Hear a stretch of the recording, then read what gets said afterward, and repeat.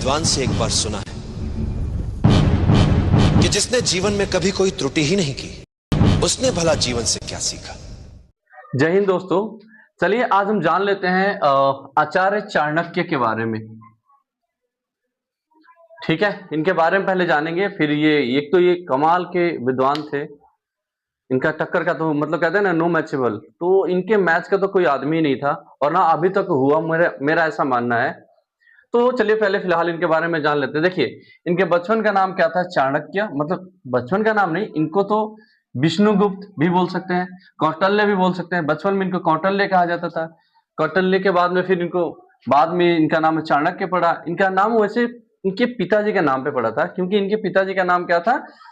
ऋषि चणक। ठीक है, इनका पिताजी का नाम क्या था? ऋषि चणक। तो ऋषि चणक के नाम पर, मतलब ये इनके पिता थे और इनके पिताजी के नाम पर ही इनका पड़ा क्या चीज? चाणक्य। इनको ही विष्णुगुप्त भी कहते हैं, इनके या फिर इनको ही कौटल्य भी कहा जाता था। ठीक है, चलिए अब समझ लेते हैं आगे कि इनका जन्म कब हुआ था? 370 ईस्वी पूर्व में हुआ था। ये आदमी ऐसे थे कि ये एक ऐसा ही व्यक्ति जो अपने ही शिष्य को जहर पिला दे। ऐसा होता है क्या?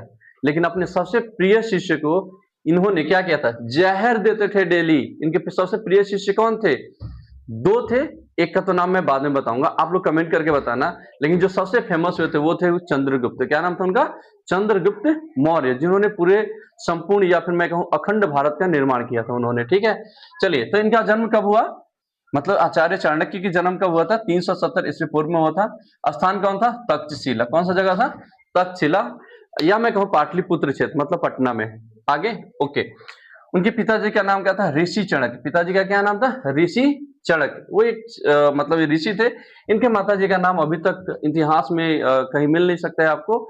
हो सकता है किसी को पता हो, लेकिन इतिहास में अभी पुख्ता जानकारी, वो कहते हैं ना कि प्रूफ के तौर पर या फिर मतलब 100% तो नहीं, अलग अलग लोग अलग अलग नाम बताते थे, तो इसलिए मैं यहाँ पर कोई नाम नहीं देना चाहूंगा। चलिए, शिक्षा इनको किया, किन किन चीजों में इन्होंने महारत हासिल किया था? तो राजनीतिक में किया था, युद्ध नीति में, अर्थशास्त्र में। अर्थशास्त्र और युद्ध नीति का तो इनका फेवरेट था, और राजनीति करना, स्ट्रेटेजी बनाना सब तरह की, जैसे राजनीति करना हो उसके लिए स्ट्रेटेजी क्या होगा, युद्ध के लिए, अर्थशास्त्र के लिए, राजनीति के लिए, तो उनके स्ट्रेटेजी बनाने में एकदम मास्टर माइंड थे। कहा तो इनका ये, और उसकी इन्होंने शिक्षा भी कहां पर है? तो वहीं पे किया था इन्होंने, तक्षशिला विश्वविद्यालय में, जो कि पटना में अवेलेबल था उस समय। देखिए, तो ये इनके बचपन का कुछ कहानी है जिसके बारे में हमने ये इनकी डिटेल देख लिया, समझ लिया। अब दूसरा चीज समझ लेते हैं कि जैसे ये बड़े हुए, इनका शिक्षा कंप्लीट हुआ, अब एक टाइम था। ठीक है, टाइम कौन सा था? इनका टाइम था जिसको बोल सकते हैं कि 326 से 324 ईस्वी पूर्व की बात थी। एक ऐसा समय आता है जब सिकंदर भारत पे आक्रमण करने के लिए पूरी तैयारी करता है और भारत की ओर धीरे धीरे उभरना शुरू कर देता है। अब उसके बाद में उस समय, इस समय की मैं बता रहा हूं, जब नंद वंश का शासन था भारत में। किस वंश का? नंद वंश था। और उस समय राजा कौन थे? धनानंद थे। ठीक है, तब ये वहां पर गए। वहां पे जाने के बाद में वो धनानंद जी से कहते हैं कि देखिए, हमारे भारत पर सिकंदर आक्रमण करने के लिए पहुंच रहा है। अब हमको क्या करना होगा? अपने भारत को, अपने मगध साम्राज्य को बचाने की पूरी जरूरत है। अब हमें तैयार हो जाइए, सचेत हो जाइए। अब तो अपने सत्ता के घमंड में वो आदमी इतना खतरनाक हो गया था और इतना घमंडी था कि वो बोला, तू तुच्छ ब्राह्मण, एक साधारण सा शिक्षक मुझे ज्ञान दे रहा है कि कैसे क्या करना है, मतलब कैसे युद्ध की स्ट्रेटेजी अपनानी है, क्या करनी है, तू मुझे बताएगा। और इतना घमंडी आदमी, उसकी एक नहीं सुनी। वहीं से कहानी शुरू होती है चाणक्य जी और धनानंद के बीच की दुश्मनी। चलिए समझ लेते हैं आगे के कंसेप्ट। हमने अभी तक ये देख लिया कि चाणक्य कहूं या फिर कौटल्य कहूं या फिर मैं विष्णुगुप्त कहूं, इनके बारे में हमने ये देख लिया कि भाई उन्होंने जन्म कब लिया, उनके पिताजी का नाम क्या था, उन्होंने अपना एजुकेशन कहां से कंप्लीट किया था। अब समय आता है 326 से 324 ईस्वी पूर्व की बात। ठीक है, जब ये समय वो था जब उस समय मगध में जिसका शासन था वो थे नंदवंश। नंदवंश के उस समय राजा थे धनानंद। तो उस समय मतलब इनका शासन मगध में चलता था। मगध मतलब बिहार तो चलता था, वहां से पूरे भारत पे कंट्रोल किया जाता था। मतलब मैं कहूं तो सबका केंद्र वहीं से था।